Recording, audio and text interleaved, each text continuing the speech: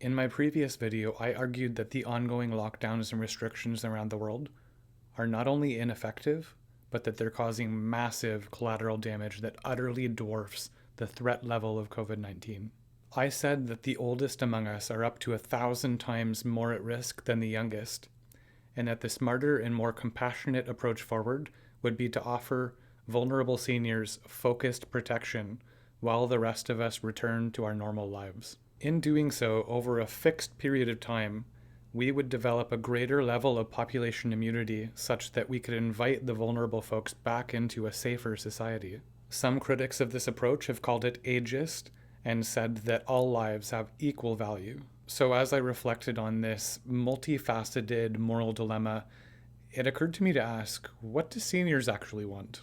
While I wouldn't dare speak for all seniors, some of them have made their views quite clear. As I showed last week, seniors at a Colorado nursing home were seen in this heartbreaking scene where they were protesting restrictions on visitors and saying that they would rather die of COVID-19 than loneliness. This sentiment was recently echoed in a survey of 13,000 British Columbians, which found that seniors north of the border were similarly more concerned about loneliness than the virus. This is a very courageous and resilient group of people who lived through World War II, the Korean War, the Cold War, the Cuban Missile Crisis, and other high-stakes international conflicts. They lived with the specter of total global nuclear annihilation hovering above their heads for years. They marched in the streets for civil rights and suffrage before these things were cool and before you could get clout on social media for doing so. They took many risks to make this world a much better place, and they have a much different perception of risk than younger people who place a higher emphasis on the importance of safety. It's understandable that they would rather take their 95% chance of surviving COVID-19 over the possibility of living a little bit longer away from friends and family, away from community, away from love and connection, away from all the things that they worked so hard to create for themselves and others. Now they're watching on, sad and alone, helplessly witnessing the world that they helped build, the world that they entrusted with us, be put in jeopardy by the very lockdowns and restrictions that are meant to keep them safe. The vast majority of the tragic COVID-19 deaths in my province of Ontario have been near, at, or beyond the life expectancy.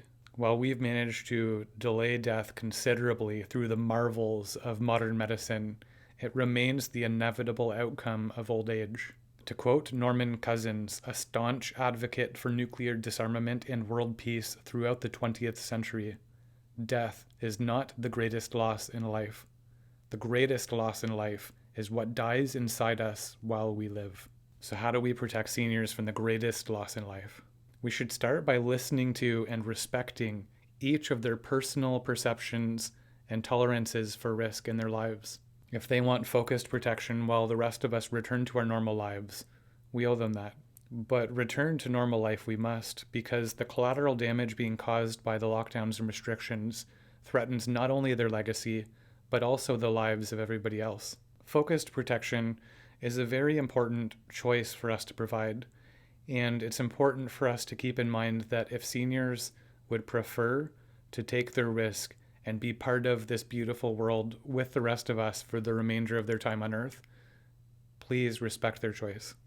Thank you.